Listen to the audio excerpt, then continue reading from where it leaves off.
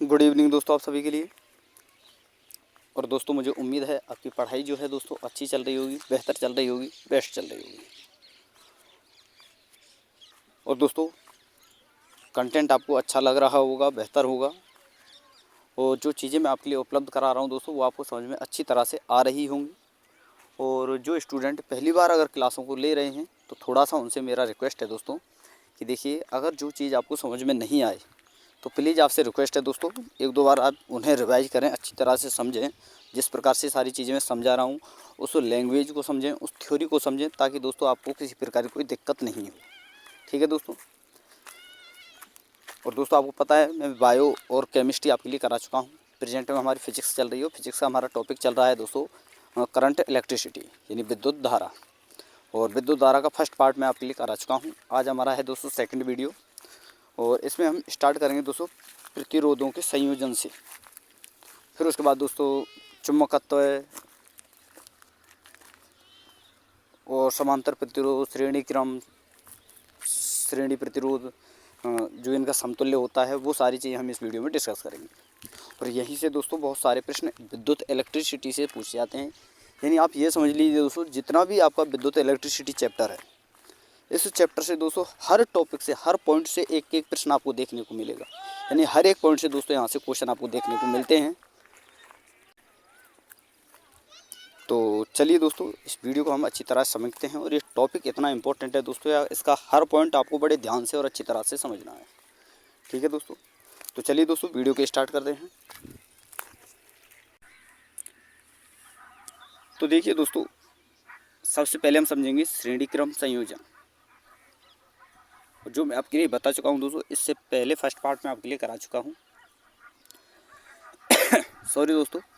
तो जिन स्टूडेंटों ने वो पार्ट नहीं देखा है तो प्लीज़ आपसे रिक्वेस्ट है पहले उस पार्ट को देखें, तब जाकर दोस्तों आप इस पार्ट को देखें, तभी आपके लिए आपको सारी चीज़ें समझ में आएंगी। वरना आपका पढ़ना बकवास है, ये मैं बोल रहा हूँ दोस्तों कि आपको ध्यान रखना है।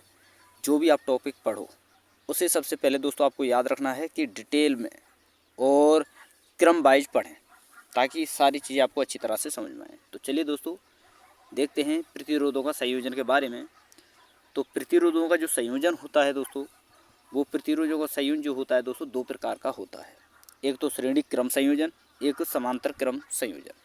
श्रेणी क्रम संयोजन क्या होता है दोस्तों, जैसे मान लीजिए ये कोई तार है, फिर यहाँ से कोई तार स्टार्ट किया, फिर ये कोई तार है यहाँ पर हमने जोड़ा, फिर यहाँ से अलग जोड़ा। और इसके लिए दोस्तों एक बैटरी के द्वारा हमने यहाँ पर दोस्तों करंट प्रवाहित कर दी। इस बैटरी के द्वारा यहाँ से हमने दोस्तों एक करंट प्रवाहित कर दी और इस बैटरी से इन प्रतिरोधों में करंट आ रहा है जगह जगह। तो इसमें सभी में जो है दोस्तों होता क्या है कि अगर यहाँ से कोई भी एक प्रतिरोध अलग कर दिया जाए तो किसी अन्य प्रतिरोध में तो जो है धारा जो है दोस्तों नहीं पहुँच पाएगी। तो इस प्रकार से दोस्तों हम सारी चीज़ें समझेंगे। तो चलिए दोस्तों स्टार्ट करते हैं श्रेणी क्रम संयोजन। तो सबसे पहले आपको समझना है कि ये श्रेणी क्रम जो संयोजन होता है ये होता क्या है, किसे कहते हैं। तो देखिए दोस्तों, जब बहुत से प्रतिरोधों को एक के बाद एक करके जोड़ दिया जाए, या फिर प्रतिरोधों का ऐसा संयोजन जिसमें एक प्रतिरोध का सिरा दूसरे प्रतिरोध के सिरे के पहले सिरे से और दूसरे सिरे का प्रतिरोध का सिरा दूसरा सिरा जो है तीसरे प्रतिरोध के पहले सिरे से जुड़ा हो। यानी दोस्तों देखिए, ये कोई प्रतिरोध है, ये इसका फर्स्ट सिरा हुआ, ये सेकंड सिरा हुआ। अब ये दूसरा प्रतिरोध है, ये तीसरा प्रतिरोध है। अब क्या बोला है इसमें कि फर्स्ट सिरे का सेकंड सिरा, फर्स्ट प्रतिरोध का सेकंड सिरा, ये फर्स्ट सिरा हुआ, ये सेकंड सिरा। और सेकंड प्रतिरोध का, ये सेकंड प्रतिरोध है ये वाला, तो इसका फर्स्ट सिरा और फर्स्ट प्रतिरोध के सेकंड सिरे से जुड़ा हो। ये फर्स्ट प्रतिरोध है, इसका सेकंड सिरा, और सेकंड प्रतिरोध है, इसका फर्स्ट सिरा। ये आपस में जुड़े हुए हैं। इसी प्रकार ये आगे जुड़ा हुआ है, इस प्रकार ये थर्ड प्रतिरोध है, इस प्रकार से जुड़े होते हैं। तो ये इसमें समझाने की कोशिश की है। तो इसे ही हम कहते हैं दोस्तों श्रेणी क्रम संयोजन। यानी दोस्तों यही आपका श्रेणी क्रम संयोजन कहलाता है। अगला पॉइंट इसके बारे में आपको याद रखना है दोस्तों कि श्रेणी क्रम संयोजन में प्रत्येक प्रतिरोध पर धारा का मान जो होता है दोस्तों समान होता है। प्रत्येक प्रतिरोध पर बिल्कुल एक्यूरेट एकदम समान जो होता है दोस्तों प्रतिरोध होता है, धारा का मान जो होता है बिल्कुल समान होता है सारे प्रतिरोधों पर, लेकिन विभवांतर जो होता है दोस्तों इसमें अलग अलग होता है। माना कि यहाँ पर अगला पॉइंट आपको देखना है, सारी चीज़ें अच्छी तरह से समझ में आएंगी, लेकिन दोस्तों आपको जो भी चीज़ें मैं आपके लिए बता रहा हूँ उस कंटेंट पर आपको ध्यान देना है। माना कि यहाँ पर दोस्तों मान लीजिए कोई R1 प्रतिरोध है, R2, R3, R4 ओम के 4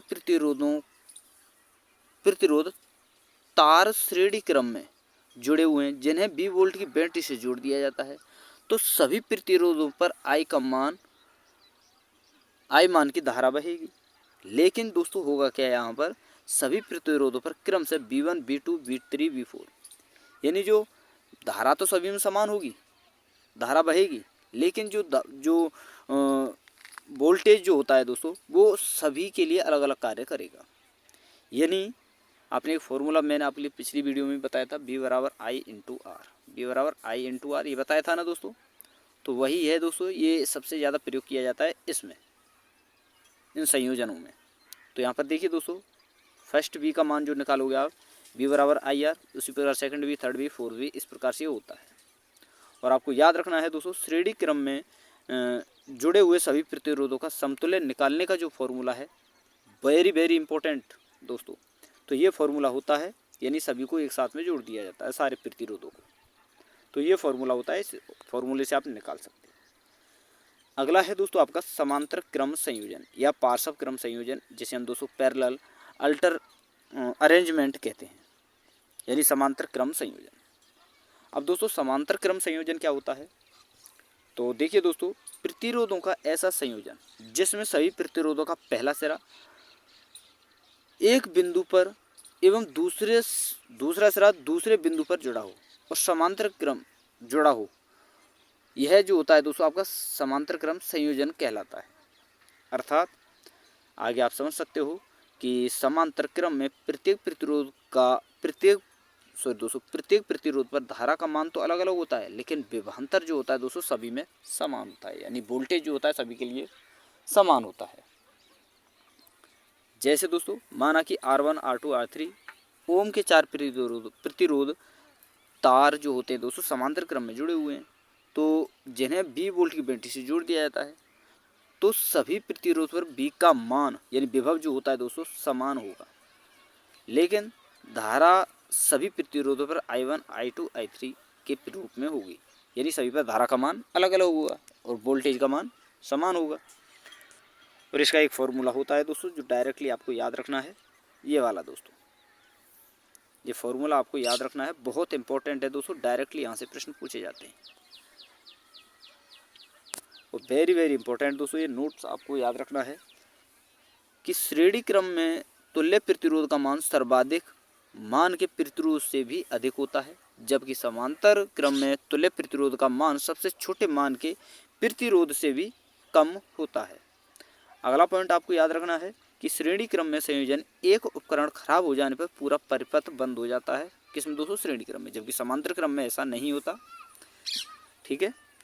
और अगला पॉइंट आपको याद रखना है कि श्रेणी क्रम संयोजन के अनेक उपकरणों के लिए केवल एक स्विच का प्रयोग किया जाता है, जबकि समांतर में प्रत्येक उपकरण के लिए अलग अलग स्विच का प्रयोग किया जाता है। तो ये कुछ बहुत ज़्यादा इंपॉर्टेंट पॉइंट थे जो आपको याद रखने हैं दोस्तों, श्रेणी क्रम और समांतर क्रम से रिलेटेड। अब चलिए दोस्तों आगे देखते हैं। एक प्रश्न आपसे पूछा जाता है दोस्तों कि जो है तुल्य प्रतिरोध क्या होता है। यदि तुल्य प्रतिरोध आपसे पूछा जाता है तो उसका फॉर्मूला होता है दोस्तों, ये आपको याद रखना है, बहुत इंपॉर्टेंट है। तो चलिए दोस्तों आगे हम सबसे पहले हम समझते हैं, फर्स्ट पॉइंट से स्टार्ट करते हैं कि समान प्रतिरोध वाले n चालक तार पहले श्रेणी क्रम में जोड़े जाएं एवं इन्हीं तारों को फिर समांतर क्रम में जोड़ा जाए तो दोनों अवस्थाओं में तुल्य प्रतिरोध का संबंध क्या होगा दोस्तों, श्रेणी क्रम में। तो R श्रेणी का तुल्य प्रतिरोध निकालना है आपको, बराबर में n स्क्वायर रखना है, n चालक तार जो होते हैं यानी कितने चालक तार जो हैं आपने जोड़े वो, फिर उसके बाद दोस्तों उनका स्क्वायर करना है, फिर इनटू में आपको दोस्तों समांतर प्रतिरोध जो आपने निकाला है वो आपको मल्टीप्लाई इससे करना है, तब जाकर निकलता है दोस्तों आपका तुल्य प्रतिरोध। यानी डायरेक्टली आपको याद रखना है कि तुल्य प्रतिरोध का जो फॉर्मूला होता है दोस्तों, श्रेणी क्रम का जो होता है आर, वो बराबर होगा N square into parallel R के। ठीक है दोस्तों, तो ये चीज़ें आपको याद रखनी है।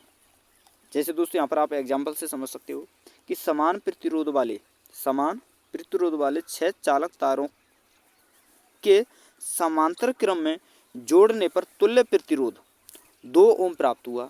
तो इन्हें श्रेणी में जोड़ने पर तुल्य प्रतिरोध क्या होगा?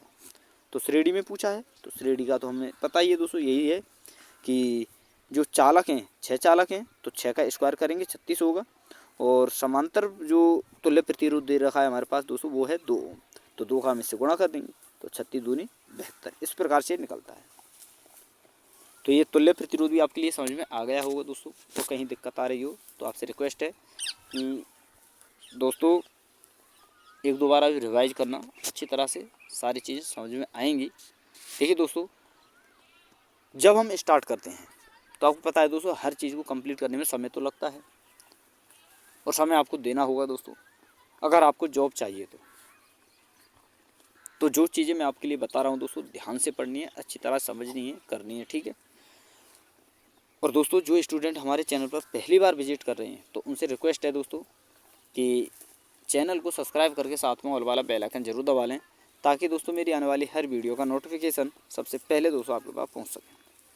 और दोस्तों देखिए, आपको स्क्रीन पर कोई ब्लर सा नज़र आ रहा है तो थोड़ा सा आप दिक्कत ना लें दोस्तों, क्योंकि आज पता नहीं बोर्ड में क्या हुआ तो इसलिए आपको दिक्कत आ रही है। लेकिन दोस्तों सारी चीज़ें आपको अगर आप कंटेंट को समझ गए तो ये छोटी मोटी दिक्कतें होती रहती हैं दोस्तों, कोई दिक्कत नहीं है। लेकिन दोस्तों अगर आप कंटेंट को अच्छी तरह समझेंगे तो सारी चीज़ें समझ में आएंगी, और आपको थोड़ा इतना बहुत तो दिख रहा होगा, ऐसा नहीं है बिल्कुल ही। थोड़ा सा क्वालिटी बढ़ा लेना तो आपको और बेहतर दिखने लग जाएगा। ठीक है, तो चलिए दोस्तों अब बात करते हैं हम आगे विद्युत शक्ति के बारे में कि विद्युत शक्ति होती क्या है। विद्युत शक्ति को दोस्तों P से जो है हम दोस्तों दर्शाते हैं। P यानी पावर, इलेक्ट्रिक पावर, विद्युत शक्ति। तो किसी परिपथ में प्रवाहित धारा व विभवांतर का जो गुणनफल होता है वो कहलाता है दोस्तों विद्युत शक्ति, यानी P बराबर B इंटू आई। और धारा को दोस्तों वोल्ट से मापते हैं। ठीक है, सॉरी दोस्तों, विभवांतर को हम वोल्ट से मापते हैं। तो यहाँ पर एक होता है फॉर्मूला अगला, वोल्ट इंटू धारा। P का मान दोस्तों मैंने आपके लिए बता चुका हूँ कि एक हमारे सामने फॉर्मूला होता है P बराबर जो होता है दोस्तों संवेग बराबर होता है द्रव्यमान इंटू वेग। सॉरी दोस्तों, P संवेग बराबर होता है W/T, यही तो होता है। W होता है एनर्जी के बराबर, और एनर्जी होती है दोस्तों H के बराबर, और H का मान होता है दोस्तों बराबर में I²RT। ठीक है दोस्तों, बटे में ये T चला जाएगा इधर, तो ये T इधर आ गया, T से T खत्म। अब H का मान क्या बचा दोस्तों यहाँ पर I²R। अब दोस्तों यहाँ पर दिया क्या गया है, देखिए ये रहा I²R, तो P बराबर I²R, ये आ गया। एक तो ये फॉर्मूला बनता है, आपको याद रखना है डायरेक्टली। एक बनता है दोस्तों P बराबर B² इंटू R। अब ये कैसे बना, तो देखिए दोस्तों यहीं पर मैं आपके लिए बता देता हूँ एक बार। H बराबर हुआ I²R, यही हुआ ना। तो B का मान क्या होता है दोस्तों, B बराबर I इंटू R, यही होता है। तो एक I तो है दोस्तों, और एक 2 I का गुणनफल ही I² हुआ इंटू R में। तो यहाँ पर I का मान है सॉरी दोस्तों B का मान है यह है I इंटू R के बराबर है, तो इसकी जगह हम B रख लें, और ये इंटू I, इस प्रकार हुआ। अब I का मान क्या होता है दोस्तों, I बराबर होता है B/R, यही तो होता है। जब इससे हम निकालेंगे तो इस I की जगह हम B/R रख दें, तो ये हो गया दोस्तों B इंटू B/R, यही तो हुआ। तो यहाँ पर क्या हुआ फॉर्मूला B²/R, तो वो फॉर्मूला यहाँ से निकाल कर इन्होंने दिया है यहाँ पर। तो ये फॉर्मूला भी आपको याद रखना है। अब चलिए दोस्तों आगे समझते हैं, आगे देखते हैं दोस्तों विद्युत शक्ति के बारे में, जो कि मैंने सारी चीज़ें बता दी हैं। और चीज़ें आपको याद रखनी है दोस्तों कि श्रेणी क्रम में I का मान नियत होने के कारण शक्ति प्रतिरोध के समानुपाती होती है। वहीं दोस्तों समांतर क्रम में बी या विभव नियत होने के कारण शक्ति जो है प्रतिरोध के व्युत्क्रमानुपाती होती है। तो ये चीज़ें भी आपको याद रखनी है। आगे हम बात करेंगे दोस्तों बिजली की यूनिट। घरों में जो आपने देखा हो दोस्तों, जितने भी लोग हैं आपने अपना बिल तो भरा होगा कभी, जिसे हम यूनिट कहते हैं, तो उसके बारे में हम समझेंगे। तो बिजली की यूनिट कहते कैसे हैं, तो देखिए दोस्तों, घरेलू बिजली की यूनिट विद्युत ऊर्जा की खपत होती है। घरेलू बिजली की जो यूनिट होती है क्या दर्शाती है दोस्तों, कि कितनी ऊर्जा की खपत की गई हमारे द्वारा। जैसे हमने पंखा चलाया घर में, फ्रिज, एसी, कूलर सारी चीज़ चलाते हैं, तो उनके द्वारा कितनी बिजली की खपत की गई, तो वो उसे यूनिट में दर्शाता है। और एक यूनिट बराबर होता है दोस्तों 1 किलोवाट हावर के, यानी दोस्तों 1 BTU के बराबर। BTU क्या है दोस्तों, बोर्ड ऑफ यूनिट, सॉरी दोस्तों, बोर्ड ऑफ आयरेड डायरेक्ट यूनिट, सॉरी दोस्तों, आयरेड यूनिट। और एक यूनिट बराबर होता है दोस्तों 3600 किलो जूल के बराबर, या फिर दोस्तों आप लिख सकते हो इसे 3600 इंटू 1000। किलो की जगह आया है दोस्तों 1000, 3600 तो है ही, किलो की जगह 1000 और कर दिया इन्होंने, बस जूल यहाँ पर लग जाएगा। यानी दोस्तों डायरेक्टली यही चीज़ें पूछी जाती हैं कि एक यूनिट का मान जो है दोस्तों 3.6 इंटू 10 की पावर 5 के बराबर होता है। और यूनिटों की कभी भी संख्या आपको निकालनी हो तो क्या करना है दोस्तों, कुल वाट संख्या बाई बट्टे में आपको 1000 का भाग दे देना है। कुल वाट घंटे जो होते हैं दोस्तों उसमें 1000 का भाग दे देना है। जैसे दोस्तों ये एग्जांपल है, यहाँ पर दिया हुआ है इन्होंने कि किसी घर में 50 वाट के 3 LED प्रतिदिन 6 घंटे और 150 वाट के 3 LED ट्यूबलाइट 4 घंटे और 300 वाट के 2 पंखे 2 घंटे उपयोग में आते हैं। और 5 रुपये प्रति यूनिट के हिसाब से पूरे माह का खर्च क्या हुआ, तो आपको क्या करना है दोस्तों, कुल वाट घंटा क्या होता है दोस्तों, वाट इंटू 3, कितने LED कितने वाट के हैं और कितने घंटे यूज किए इनका गुणा कर देना है। यहीं पर दोस्तों ये अलग होगा, इसका अलग होगा, इन सारी चीज़ों को गुणा करके इन्हें जोड़ देना है और जोड़ के 1000 का भाग दे देना है। तो आपका आंसर निकल कर आ गया 585 RS, और 5 से गुणा कर देना है यूनिट का, टोटल यूनिट में 5 से गुणा कर देना है। अब चलिए दोस्तों आगे देखते हैं, आगे हम क्या पढ़ने वाले हैं दोस्तों, विद्युत धारा के, यानी जो धारा हम प्रोवाइड कराते हैं दोस्तों अपने घरों में, फ्रिज के लिए, एसी, कूलर सभी के लिए दोस्तों, ये धारा का प्रभाव कहलाता है। और धारा का प्रभाव जो है दोस्तों इसे 3 भागों में बांटा गया है। एक तो ऊष्मीय प्रकाशीय प्रभाव, एक होता है दोस्तों चुंबकीय प्रभाव, एक होता है दोस्तों रासायनिक प्रभाव। यानी दोस्तों ऊष्मीय प्रकाशीय प्रभाव क्या है दोस्तों, जैसे आपने सौर सेल देखे होंगे, सौर सेल हुआ, सौर प्लेट हुई, जो क्या है दोस्तों सूर्य की रोशनी से जो है अपनी जो है दोस्तों बिजली का निर्माण करते हैं। चुंबकीय प्रभाव क्या है दोस्तों, चुंबक के द्वारा, जैसे जनरेटर होता है दोस्तों उसमें चुंबकीय प्रभाव कार्य करता है, जिससे दोस्तों धारा उत्पन्न होती है, यानी बिजली उत्पन्न होती है। एक आपने सेल देखा होगा दोस्तों जो रासायनिक क्रिया पर आधारित होते हैं और रासायनिक प्रभाव पर आधारित होते हैं। और जितने भी सेल होते हैं तो सारे दोस्तों रासायनिक सेल ही कहलाते हैं, जो कि दोस्तों हमारे लिए धारा का निर्माण करते हैं। तो इसके एग्जाम्पल आपको याद रखना है दोस्तों, सबसे पहले तो याद रखना है ऊष्मीय या प्रकाशीय प्रभाव के, जैसे कि दोस्तों विद्युत ट्यूबलाइट, विद्युत बल्ब, ट्यूबलाइट, ठीक है दोस्तों। और चुंबकीय प्रभाव के याद रखने हैं दोस्तों जनरेटर, डायनेमो जनरेटर। और रासायनिक प्रभाव के जितने भी होते हैं दोस्तों विद्युत सेल आपके, ये सारे के सारे आपके दोस्तों रासायनिक प्रभाव के जो है एग्जाम्पल हैं। और विद्युत ऊर्जा से ऊष्मा व प्रकाश ऊर्जा हमें प्राप्त होती है। आगे इसके बारे में कुछ एग्जाम्पल आपको याद रखने, जैसे दोस्तों विद्युत हीटर, विद्युत इस्त्री या प्रेस और विद्युत केतली, ये क्या करते हैं दोस्तों, विद्युत ऊर्जा से ऊष्मा ऊर्जा हमें उपलब्ध कराते हैं।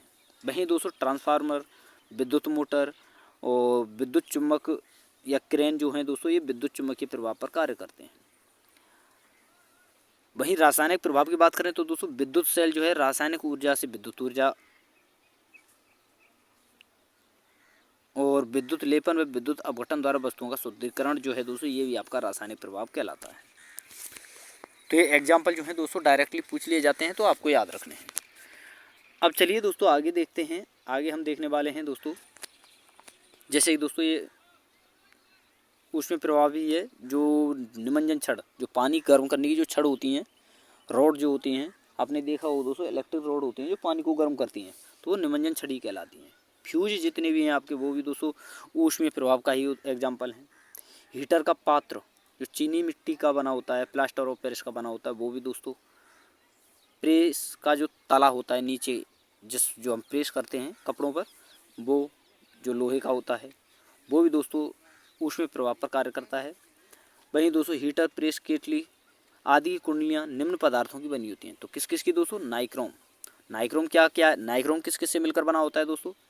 आयरन, निकल और क्रोमियम से। वहीं मैग्नीन के बने हुए होते हैं, जो कि मैग्नीन का मिश्रण होता है दोस्तों कॉपर, मैग्नीशियम और निकल। एक बना होता है दोस्तों कॉन्स्टेंटन से, जो कि कॉपर और निकल का बना होता है। और इनका विशिष्ट प्रतिरोध एवं गलनांक जो होता है दोस्तों उच्च होता है। तभी तो आप जो है दोस्तों आपने देखा हो दोस्तों हीटर में गूंज होती है, लेकिन वो पिघलती नहीं है। बहुत ज़्यादा धारा प्रवाहित करने पर भी वो नहीं पिघलती है, लेकिन लाल पड़ जाती है। क्यों दोस्तों? उसका प्रतिरोध जो है दोस्तों और गलनांक जो होता है दोस्तों, विशिष्ट प्रतिरोध और गलनांक बहुत ज़्यादा होता है। इसी प्रकार दोस्तों फ्यूज होता है। फ्यूज एक पतला तार होता है जिसका गलनांक निम्न होता है। याद रखना है दोस्तों, गलनांक तो होता है निम्न और प्रतिरोध होता है उच्च, जिसे परिपथ में श्रेणी क्रम में लगाया जाता है। किस क्रम में दोस्तों? श्रेणी क्रम में। और धारा की ओवरलोडिंग होने पर फ्यूज तार पिघल जाता है, जिससे परिपथ जो है दोस्तों शॉर्ट सर्किट या लघु पतन से बच जाता है। यही कार्य होता है फ्यूज का। आगे आपको याद रखना है दोस्तों, बल्ब का तंतु ये जो होता है दोस्तों, वो टंगस्टन का बना होता है, जिसका गलनांक उच्च होता है। लगभग याद रखना है दोस्तों, बहुत ज़्यादा इंपॉर्टेंट है, वेरी वेरी इंपॉर्टेंट, कि टंगस्टन का गलनांक आप इसे इस प्रकार समझ सकते हैं। तंतु या टंगस्टन का बना होता है, तो टंगस्टन का गलनांक कितना होता है दोस्तों? 3422 डिग्री सेंटीग्रेड। वहीं दोस्तों बल्ब विद्युत ऊर्जा का 10% प्रकाश ऊर्जा में परिवर्तित करता है, CFL 40%, और LED बल्ब जो होते हैं दोस्तों विद्युत ऊर्जा का 80 से 90% जो है प्रकाश ऊर्जा में परिवर्तित करते हैं। आगे हम बात करते हैं दोस्तों विद्युत सेल की। तो विद्युत सेलों का आविष्कार सबसे पहले आपको याद रखना है दोस्तों अलेक्जेंडर ई वोल्टा के द्वारा किया गया। और विद्युत सेल एक ऐसी युक्ति है जो दोस्तों रासायनिक ऊर्जा को विद्युत ऊर्जा में बदलते हैं और सेलों से दिष्ट धारा प्राप्त की जाती है। और सेल आपके दो प्रकार के होते हैं दोस्तों, एक तो प्राथमिक सेल और एक द्वितीयक सेल। तो चलिए दोस्तों सेलों को भी हम देख लेते हैं एक एक बार। तो देखिए दोस्तों, ये होते हैं आपके प्राथमिक सेल और ये होते हैं द्वितीयक सेल। तो देखिए दोस्तों, प्राथमिक सेल जो होते हैं दोस्तों, इनका फर्स्ट पॉइंट आपको याद रखना है इनके बारे में कि रासायनिक ऊर्जा को विद्युत ऊर्जा में बदलते हैं। सेकंड पॉइंट आपको इनके बारे में याद रखना है, इन्हें बार बार चार्ज या आवेशित नहीं कर सकते, इनकी उम्र कम होती है और एक बार में लगातार लंबे समय तक धारा प्रदान कर सकते हैं। जैसे दोस्तों इसके एग्जाम्पल आपको याद रखने हैं, डायरेक्टली पूछे जाते हैं, जैसे कि साधारण सेल, वोल्टीय सेल, शुष्क cell, Daniell cell, Leclanché cell, कॉन cell, button cell, mercury cell, ये जितने भी सेल हैं, ठीक है दोस्तों, ये आपके प्राथमिक सेल होते हैं। अब बात करते हैं दोस्तों द्वितीयक सेलों के बारे में। तो देखिए दोस्तों, इसका फर्स्ट पॉइंट आपको याद रखना है द्वितीय सेलों के बारे में, पहले विद्युत ऊर्जा को रासायनिक ऊर्जा में, फिर रासायनिक ऊर्जा को विद्युत ऊर्जा में ये बदलते हैं। और इन्हें दोस्तों पुनः चार्ज भी किया जा सकता है। इनकी उम्र अधिक होती है, यानी अधिक समय तक ये चलते हैं, और एक बार में लगातार लंबे समय तक धारा प्रदान नहीं कर सकते। इसके एग्जाम्पल हैं दोस्तों, एक तो सीसा संचायक सेल, एक निकल कैडमियम सेल, एक निकल आयरन सेल और एक एडिशन सेल। ये 4 सेल होते हैं दोस्तों द्वितीयक सेल के एग्जाम्पल। तो ये आपको याद रखने हैं, डायरेक्टली पूछे जाएंगे। और दोस्तों कंटेंट अगर आपको पसंद आ रहा हो, वीडियो को लाइक करते चलें दोस्तों, शेयर करते चलें। और जिन स्टूडेंटों ने अभी तक चैनल को सब्सक्राइब नहीं किया, वो चैनल को सब्सक्राइब करके साथ में ऑल वाला बेल आइकन जरूर दबा लें, ताकि दोस्तों मेरी आने वाली हर वीडियो का नोटिफिकेशन सबसे पहले दोस्तों आपके पास पहुँच सके। अब चलिए दोस्तों आगे हम देखते हैं प्राथमिक सेलों के बारे में हम सबसे पहले पढ़ने वाले हैं, जिसमें पहला है आपका दोस्तों वोल्टीय सेल। ये सबसे पहले हम पढ़ रहे हैं दोस्तों प्राथमिक सेलों के बारे में। तो पहला है आपका दोस्तों वोल्टीय सेल। और वोल्टेज सेल जो है दोस्तों एक साधारण सेल होता है जिसका एनोड दोस्तों कॉपर का बना होता है और कैथोड जस्ते का बना होता है यानी जिंक का। और विद्युत अपघट्य के रूप में इसमें दोस्तों सल्फ्यूरिक अम्ल का प्रयोग किया जाता है। और इसका इलेक्ट्रोमैग्नेटिक फील्ड जो होता है दोस्तों ईएमएफ जिसे हम कहते हैं वो होता है दोस्तों 1.08 वोल्टेज या वोल्ट इसे हम बोल सकते हैं। अगला है दोस्तों प्राथमिक सेल आपका डेनियल सेल जिसका एनोड कॉपर का और कैथोड जिंक का और विद्युत अपघटन के रूप में इसमें दोस्तों पोटेशियम सल्फेट का प्रयोग किया जाता है। इसके बाद अगला है दोस्तों प्राथमिक सेल आपका शुष्क सेल जिसका एनोड दोस्तों कार्बन का बना होता है लेकिन ऊपर इसकी पीतल की टोपी सी लगी हुई होती है, कैप लगी हुई होती है। और कैथोड जो है दोस्तों वही जिंक का यानी दोस्तों जस्ते का बना होता है। और विद्युत अपघट्य के रूप में इसमें दोस्तों NH4Cl यानी दोस्तों अमोनियम क्लोराइड का प्रयोग किया जाता है। और इसका EMF यानी इलेक्ट्रिक मैग्नेटिक फील्ड जो होता है दोस्तों 1.5 वोल्ट होता है। और इसके एग्जाम्पल आपको याद रखने हैं जैसे दोस्तों शुष्क सेल के, जैसे कि आपका होता है दोस्तों दीवार घड़ी, टॉर्च, रिमोट, ये सारे दोस्तों शुष्क सेल के एग्जाम्पल हैं। अगला सेल है दोस्तों आपका प्राथमिक सेल ही है दोस्तों लेखलांसी सेल जिसका एनोड दोस्तों कॉपर का कार्बन का बना होता है और पीतल के ऊपर से टोपी होती है। कैथोड जिंक का और विद्युत अपघट्य के रूप में इसमें दोस्तों अमोनियम क्लोराइड का प्रयोग किया जाता है। और इलेक्ट्रिक मैग्नेटिक फील्ड जो होता है इसका दोस्तों वो होता है 1.5 वोल्ट। और इसके एग्जाम्पल आपको याद रखने हैं दोस्तों, एक तो रेडियो होता है, एक विद्युत घंटी और एक टेलीफोन। अगला सेल है दोस्तों आपका बटन सेल या कॉइन सेल या मरकरी सेल इसे हम बोल सकते हैं। और इनका प्रयोग दोस्तों कलाई घड़ी या कैलकुलेटर जो होता है उनमें इनका प्रयोग किया जाता है। और इनमें दोस्तों विद्युत अपघटन के रूप में इसमें दोस्तों पोटेशियम हाइड्रोक्साइड का प्रयोग किया जाता है। और इनका एनोड दोस्तों जो है दोस्तों निकेल, एल्यूमिनियम या जिंक का बना होता है। और कैथोड जो है दोस्तों मरकरी, कैडमियम, सोडियम के ऑक्साइड इनमें से किसी एक का बना होता है। तो ये थे दोस्तों आपके प्राथमिक सेल। अब बात करते हैं दोस्तों द्वितीयक सेलों के बारे में। तो द्वितीयक सेलों में आपको याद रखना है दोस्तों, फर्स्ट है आपका सीसा संचायक सेल जिसका एनोड भी लेड का बना होता है और कैथोड भी लेड का। और विद्युत अपघटन के रूप में इसमें दोस्तों सल्फ्यूरिक अम्ल का प्रयोग किया जाता है। और इसका इलेक्ट्रिक मैग्नेटिक फील्ड जो होता है दोस्तों वो होता है 2 वोल्ट। एक होता है दोस्तों आपका निकल कैडमियम सेल जिसका एनोड निकल का और कैथोड कोल का बना होता है। और विद्युत अपघटन के दोस्तों इसमें पोटेशियम हाइड्रोक्साइड का प्रयोग किया जाता है। और इसका EMF जो होता है दोस्तों यानी इलेक्ट्रिक मैग्नेटिक फील्ड जो होता है दोस्तों वो होता है 1.2 वोल्ट। आगे आपको याद रखना है दोस्तों, अगला है आपका, ठीक है दोस्तों, ये 2 ही पूछे जाएंगे आपसे, ये आपको 2 ही याद रखने हैं। हालांकि और भी था, एक और मैंने बताया था, ठीक है, लेकिन जो चीज़ें इसमें बताई जा रही हैं डिटेल वही चीज़ें आपको याद रखनी है। लेकिन दोस्तों इतनी सारी चीज़ें भी अगर आप याद ना रख पाओ तो डायरेक्टली आपको दोस्तों इनके एग्जाम्पल ज़रूर याद रखने हैं। जैसे प्राथमिक सेल कौन कौन से हैं, द्वितीयक सेल कौन कौन से हैं, ठीक है। अब चलिए दोस्तों आगे देखते हैं। एक होता है दोस्तों विद्युत लेपन जिसे दोस्तों हम इलेक्ट्रोप्लेटिंग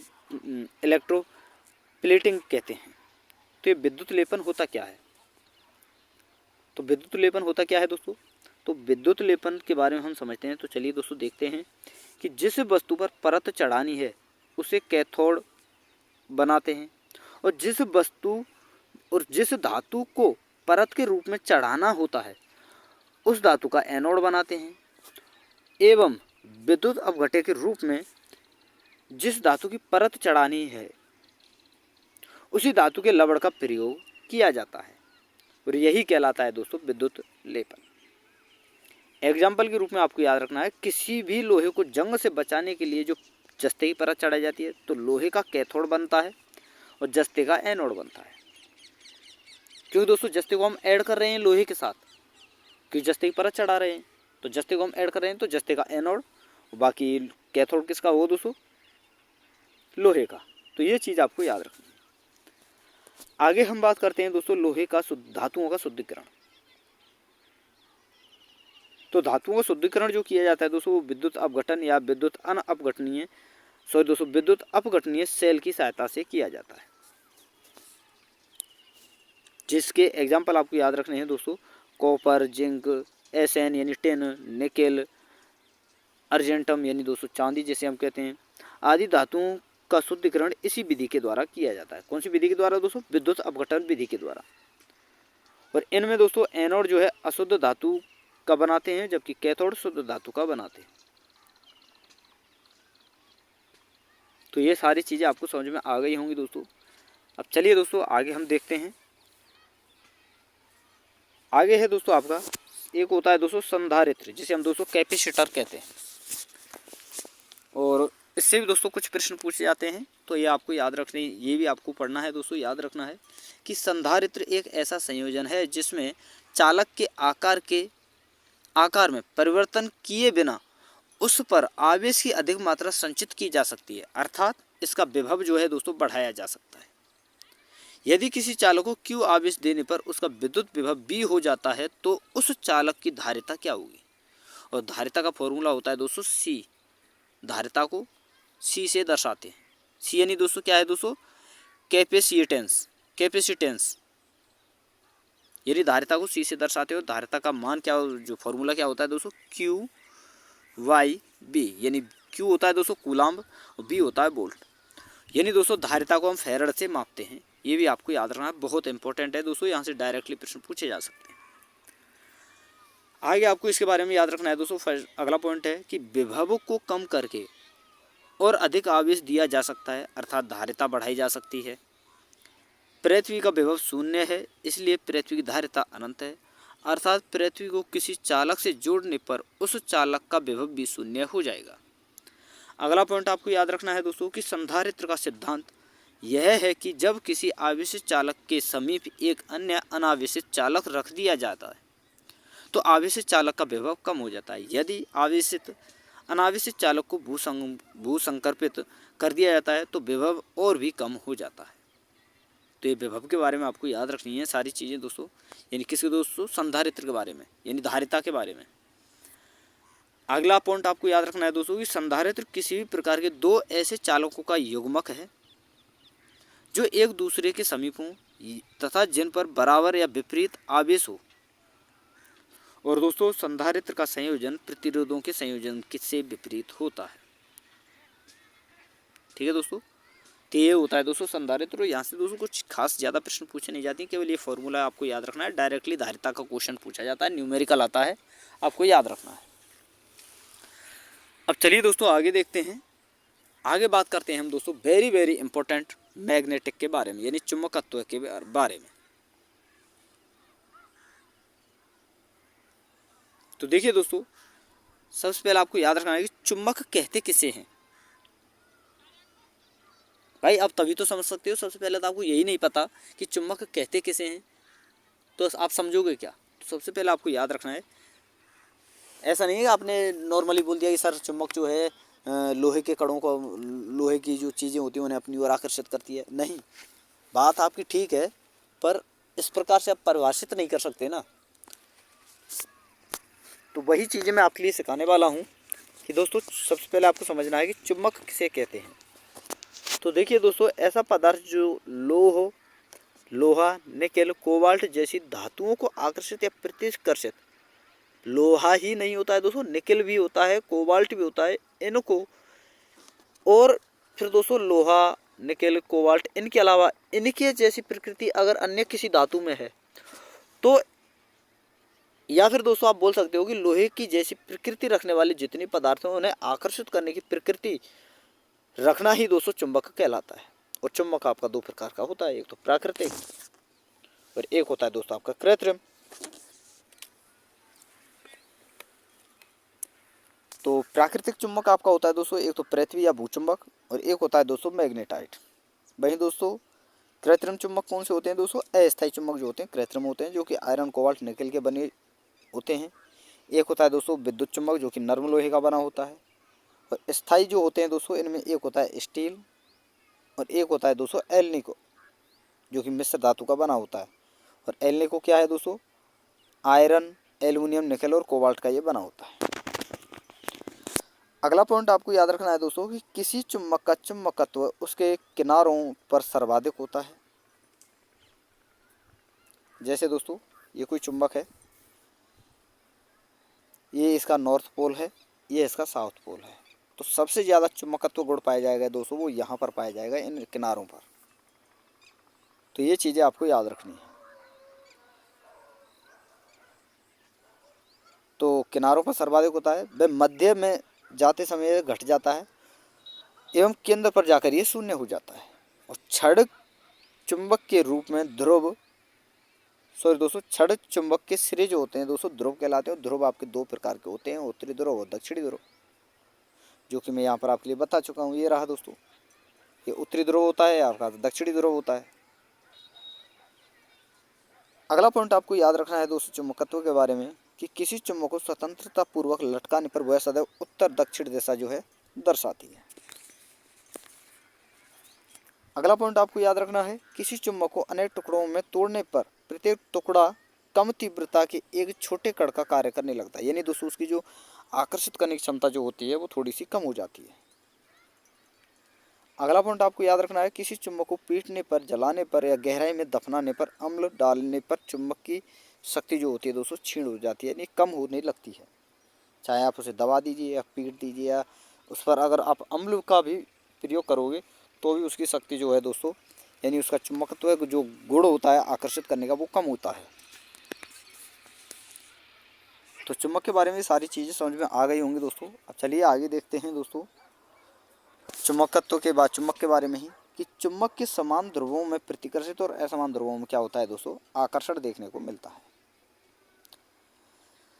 आगे हम बात करते हैं दोस्तों चुंबकीय क्षेत्र की तीव्रता। अब दोस्तों चुंबकीय क्षेत्र की तीव्रता क्या होती है, तो यह एक सदिश राशि है। चुंबकीय क्षेत्र की जो तीव्रता है दोस्तों ये एक सदिश राशि है, और इसका एमकेएस पद्धति में इसका जो मात्रक होता है दोस्तों टेस्ला होता है।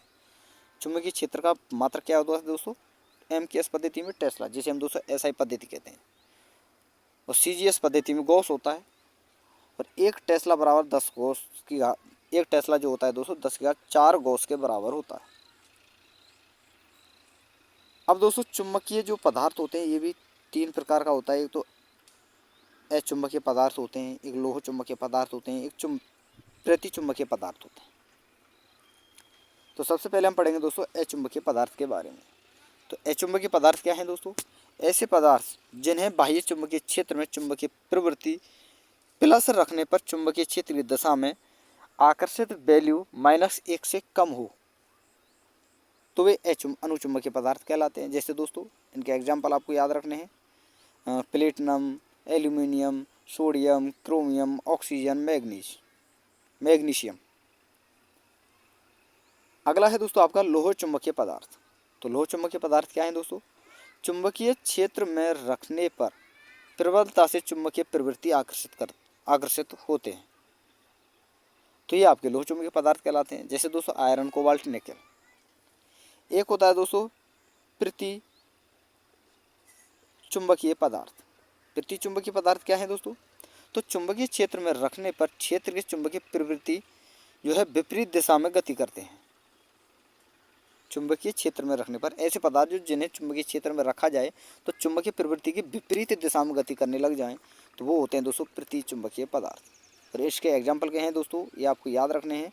जैसे पारा, एल्कोहल, बिस्मिथ, सोना, चांदी, तांबा, हवा, जल, नाइट्रोजन गैस, हाइड्रोजन गैस, ये सारे के सारे दोस्तों आपके प्रति चुंबकीय पदार्थ कहलाते हैं। और वेरी वेरी इंपॉर्टेंट है दोस्तों, याद रखना है कि चुंबकत्व की घटना ताप बढ़ाने पर घट जाती है। ठीक है दोस्तों। वहीं दोस्तों एक होता है आपका क्यूरी ताप।